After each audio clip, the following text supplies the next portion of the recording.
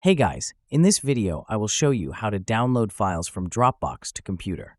Alright, let's begin.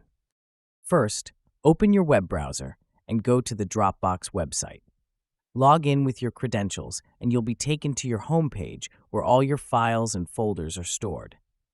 Browse through your folders until you find the file you want to download.